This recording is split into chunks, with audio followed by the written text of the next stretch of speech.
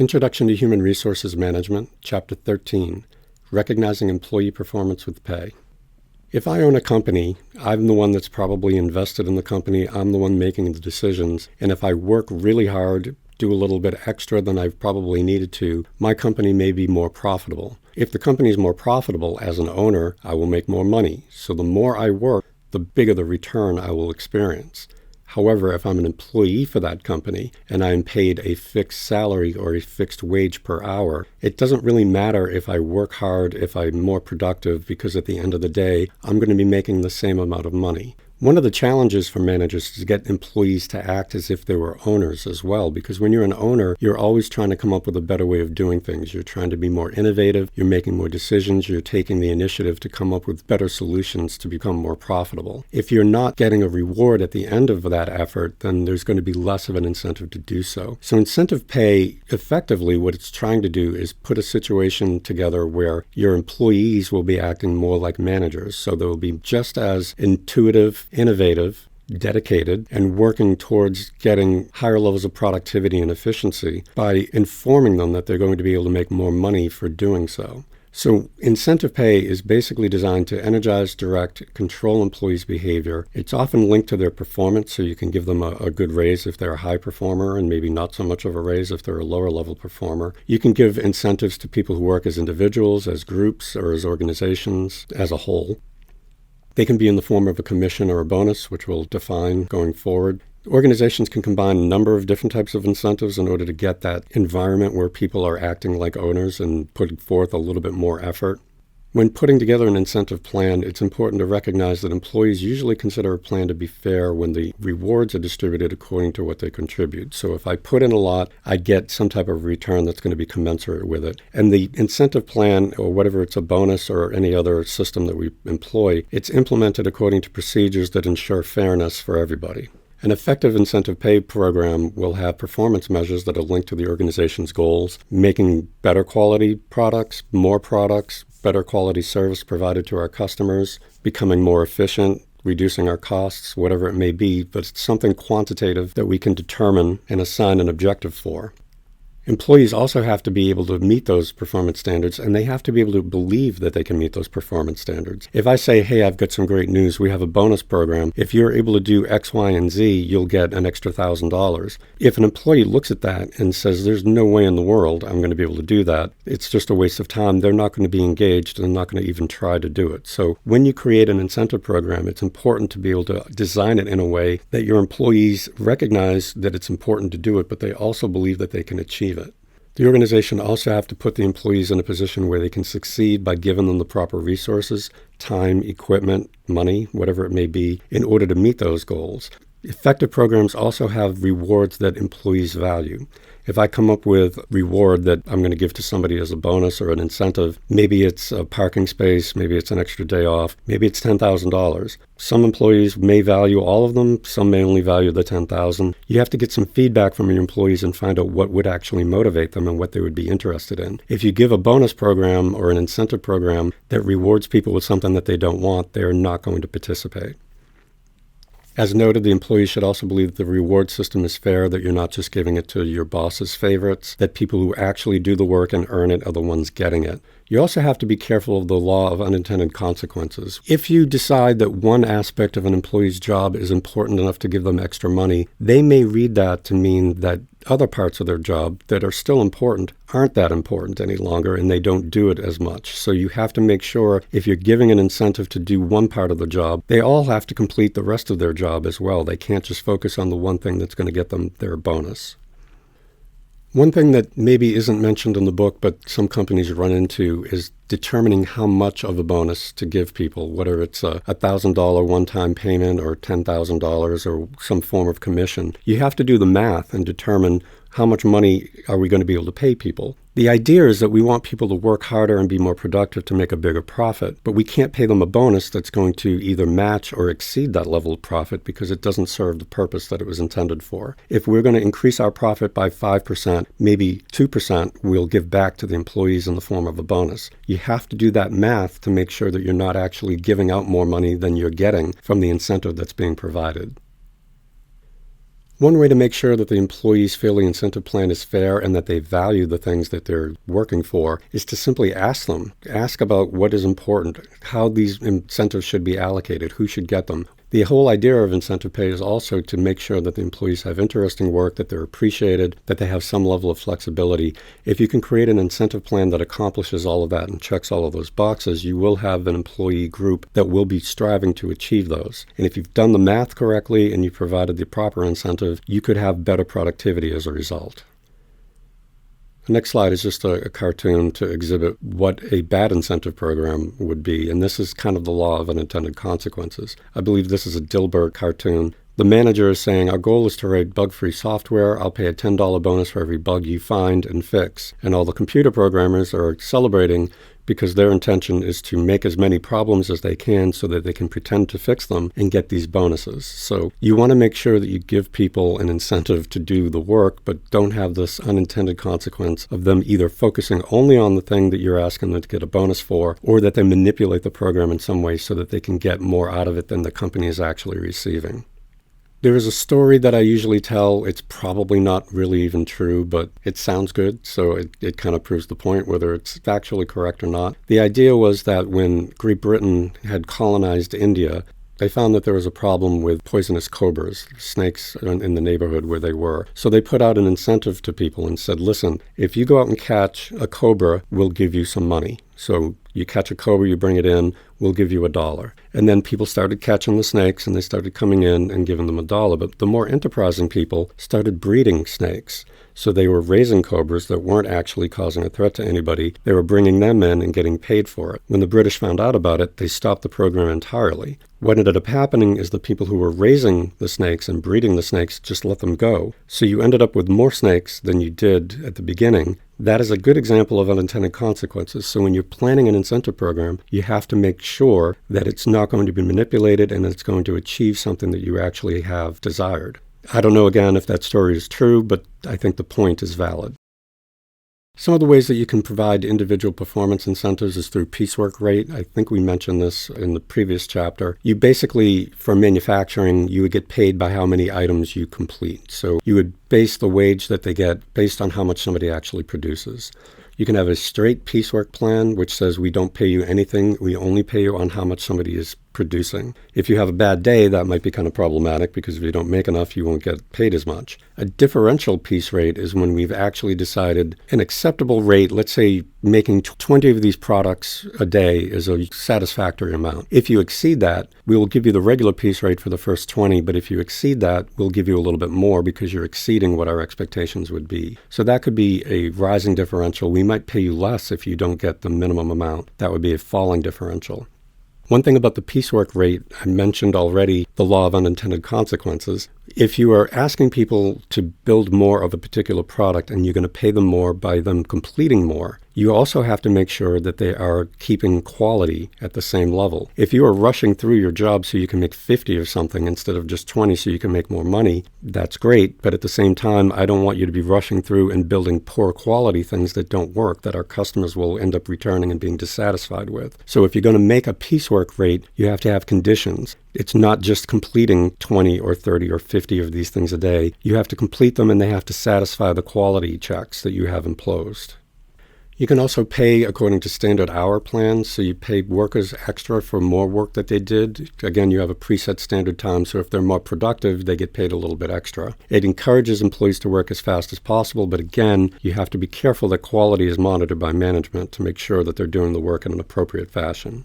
Merit pay is something where you increase someone's salary, and it is a permanent increase. Let's say over the course of a year, you performed very well. We've done a performance review. At the end of the year, you could get either a 1% increase, a 3% increase, or a 5% increase. If you're gauged at being below expectations, you would only get 1%, which probably doesn't even keep up with inflation. If you meet, you'll get a cost of living adjustment, so you'll get a 3%. If you exceed your expectations through your performance management, you'll get a 5% increase in your salary. The important thing to remember about merit pay is these are permanent. This is not like a one-time bonus. So if somebody's making $100,000 and I give them a 5% bonus, I give them a 5% merit pay increase, that means their salary is going up to $105,000. If I do it again next year, the next 5% is compounded on that. So it can result in increasing salaries very quickly and become very expensive. Merit pay, as I said, is usually based on a performance rating, and that's where the compa ratio that we discussed in the last chapter will come into play, and we'll discuss that in the next slide. So again, here's an example. If you are performing above your expectations, you're exceeding expectations, you would get the highest level of a raise. If you meet, you'll get somewhere in the middle, and if you're below, you'll get the lowest level. If you look at your compa ratio, which you look at your pay structure and the pay grade where you are, if you are a red dot or a red circle rate, that you're below the median, if you fell between 80 and 90%, so like a 0.8 or a 0.9 on the compa ratio, and you exceed expectations, you would get a 7% increase. Between 91 and 110%, or 0.91 and 1.1, that would be considered satisfactory. So if you exceed expectations, you get a 5%. If you're above 111%, meaning you're a red circle rate, you're making way above, then that would be a problem. And we would only want to give you 3%, because in merit pay, if we kept giving you 5 every year, you would then exceed or max out at your pay grade very quickly. So if you are at a compa ratio that is determined to be below your green circle, you would get more money if you exceed than you would if you were above that and you were a red circle and you exceeded. This is a way to make sure that employees don't get disproportionate salaries even though they're in the same block. The next slide just shows a graphic illustrating the same idea. Performance bonuses are not rolled into base pay, so they are not like the merit pay, and they do not result in this permanent pay increase that can also result in this very expensive pay raises that you go through. These are usually one-time payments that you give to someone for achieving a particular objective in a time frame that's been decided upon. So you don't roll it into the base pay. You have to re-earn the bonus if it exists. You may only have a one-time bonus. It could be a quarterly bonus. Every time you achieve the bonus, if it continues, you would then have to go out and re-achieve it. The payment is a one-time payment, and it does not go into your salary. It's just a bonus check that you would get in your paycheck for that particular time frame. It can also be linked to objective performance measures, and some bonuses can be given to retain employees. So if I think that someone's doing a really good job and they're at risk of leaving because they're in a critical position and they may be underpaid, I could also have a retention bonus in order to keep someone there. I actually did get a retention bonus one time a few years ago because there was a change in management and they wanted to make sure their senior managers didn't take that as an opportunity to leave. So they did give me a bonus for that reason. So that does happen as well. One form of incentive pay is a commission. That is when you are paid a percentage of something that you typically either manufacture or sell. Commissions are very common in sales jobs. So you get a percentage of your sale. Let's say I get 5% of a $1,000 refrigerator that I sell. So if I sell $1,000 worth of material, I get $50. If I'm at a used car dealership, I sell a $20,000 car, $50,000 car, I make more money the more I sell the item for. So if you're in sales, the idea is to get to a point where you can negotiate a sales price that's higher. That's good for both the company, but it's also good for the person working on commission, because the more they sell it for, the more their commission and their pay will be. You could get a commission in addition to a base salary, so you could have a relatively low salary plus commission. You could have a straight commission, which is a very stressful job to have, because if you happen to have a bad day or a bad month, you may not be able to make your rent. Many places do provide commission in addition to some level of base salary. Gain sharing is a way to provide incentives for groups. You measure the performance and productivity, or improvements in productivity and effectiveness, for a group of people that are working together. You can try to get them to work together to come up with better processes for manufacturing or quality production. Whatever it is, if you come up with it, the group would then be measured and they would achieve it together. This can result in some issues with people feeling like they worked harder than other people in the group. That's always going to be the case when you're working with a group, but it can provide an incentive to the group in general and lift up the levels of quality and productivity. So then you would then give the benefit and the bonus to the group that achieves those criteria. Conditions for effective gain sharing include that management is committed to it, that they roll it out and they adhere to it, they advertise it, they let people know about it. It works well when you're trying to change, whether you've had a merger or an acquisition, or you just haven't been performing very well. You're trying to get continuous improvement. Asking an entire group to do it, they can hold each other accountable sometimes. So that can be a good way to do gain sharing, or a good purpose for gain sharing. Management should ask employees to input. You get high levels of cooperation and interaction. If you can provide employment security, that's also very good for gain sharing. If people are working in a group and half of them get laid off, it's going to be very difficult to achieve the bonus. Gain sharing, because you're working with a group of people, it also allows them to not be so siloed and create bottlenecks of information. It can encourage information sharing so that they can become more productive if they share information that other people need to know on the team. Helps with goal setting, getting people to commit to change and improvement. It also works best when you have people that work well in teams or working together in groups. So again, if this is the type of company that you're going to have and this is the way that you're going to be trying to give bonuses, again, going back to recruiting and selection, hiring for these factors can also be productive. Here's an example of gain sharing in something called a Scanlon plan. Most gain sharing is just a different format of a Scanlon plan. Management has determined that labor costs should equal about 20% of the production of whatever it is that they're making, whatever product or service it is. The sales value of the production is $1.2 million, so we would expect there to be about $240,000 in employee costs in terms of labor. If the employees can figure out a way to increase productivity so that the actual cost is only $210,000, that means we have a gain of $30,000. Now again, all of that $30,000 is not going to go to the employees, otherwise the company wouldn't be realizing any benefit from it. But let's say $20,000 of that would go in the form of bonus checks to each of the employees. So this is just one way that you can see how something like this can be created and the factors that would go into determining the amounts that would be provided to the people who are members of that group. Group bonuses work in smaller groups. These are usually smaller teams or departments. You would reward the members for attaining some specific goal, some level of quality, some level of production. You can give team awards as well. They're similar to group bonuses. These are usually based on things like performance measures related to cost savings, completing projects, and meeting deadlines. Other ways that you can pay for incentive programs is for organizational performance, so it's for the entire organization as opposed to groups or subdivisions or teams. They include profit sharing, stock options, and employee stock ownership plans, or ESOPs. The latter two pieces of the pie here fall under stock ownership. Profit sharing is when the company increases the profits over a period of time. So let's say we made a 2% profit last year. We want to have a 5% profit this year. We can encourage the employees to think more like owners, as we talked about at the outset of the chapter. The idea is if they take action to increase the profits and we achieve our 5% or maybe even 6%, then they will get half of the increase above what we expected. So we wanted to make 2, we ended up making 6. That's an increase of 4%. So we'll give 2% of that back directly to the employees on their paycheck at the end of the year or at the end of a quarter or whatever the pay period that we decided is appropriate. There's not a lot of evidence that studies have been able to produce that show that profit sharing is really highly correlated with increases in performance. But by and large, intuitively, you would think that there would be, and there have been some studies that show it. But the studies that they've done, when you do these meta-studies, the amount of increased performance is not as high as you might expect.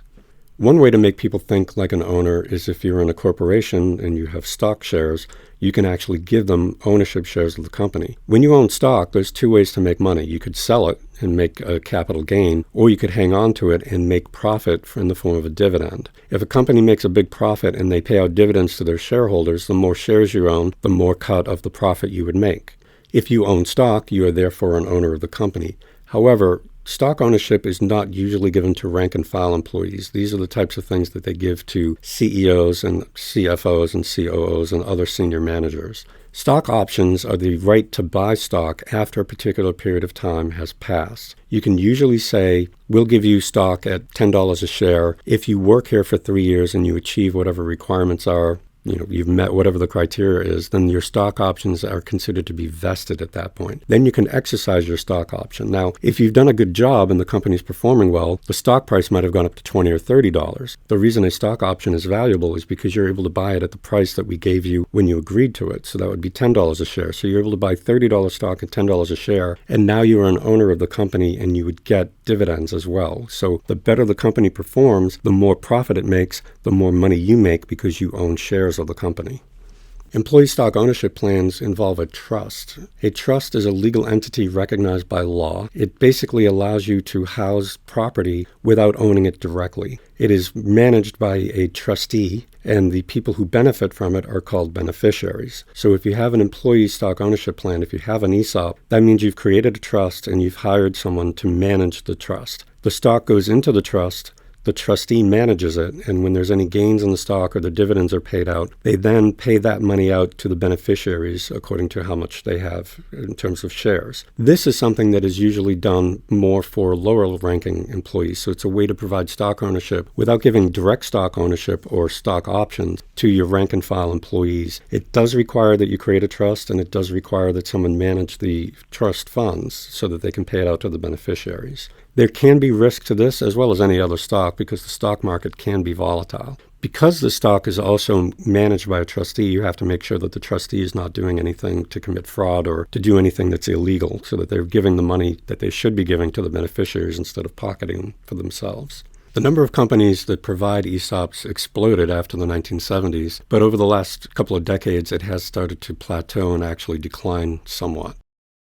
Balanced scorecard is a method that you can use to manage performance. It's basically a combination of measures that you have that you consider to be important, typically for managers. Some of the things that would be included on a scorecard would be financial goals, customer goals, internal performance, learning and growth. So if you're a manager, they could weight these appropriately. Management for financial issues would be 40%, customer service would be 20%, et cetera. And it would just be kind of highlighting the big topics that I want to be focusing on. And it allows you to combine different aspects of somebody's job. Instead of just saying, if you make more of X, you'll get a bonus. This allows you to give a bonus if they achieve certain scores in all of these categories as they're appropriately weighted. If you want to get your employees to participate in incentives, again, you have to make sure that they understand what they are, that they value them. The best way to do that is to ask them about it. Do some surveys. What's important to you? What would you want to get for an incentive? What types of things would we be giving you that would be a reward that you would be interested in? If they're involved in developing it, it also is part of empowerment so that they value what's going on if they were involved in the development of it as well. Communicating all of it too, I've said this practically in every chapter. The more you tell people so that they're aware of how things work, the less likely there will be to be conflict or confusion as a result. If they understand how this works, they're really been kept abreast of everything, they're much more likely to participate and succeed in getting these bonuses. Incentives can be brought down into short-term incentives, which could be, again, shorter term. It could be 6 months, a quarter, a year, usually less than a year. The bonuses are based on return on investment, the year's profits, other measures that you could look at related to the organization's goals to achieve its mission. When you achieve a bonus, you may actually get some flexibility in terms of how it's paid out. So if I'm getting this, it's going to be part of my income. If I get a big bonus at the end of this year and I'm not expecting one next year, and I'm going to get pushed into a higher tax bracket, I may be able to defer that bonus until after January 1st, so I don't have to get as big a tax hit in the 1 year that it's all been accrued. Long-term incentives, that include your stock options and the stock purchase plans. The rationale is that executives know what's best for the company and they will do what's necessary to make the company more profitable. If the company's more profitable, their stock price should go up, and if they're making more profits, they'll make more dividends. So if I own shares of the company, I will be doing things to make the company more profitable because it'll make more money for me. You have to be concerned a little bit about ethics too, though, because when you're talking about long-term incentives like stocks, I always ask my class, what happens when a company announces layoffs? Does its stock price go up or does its stock price go down?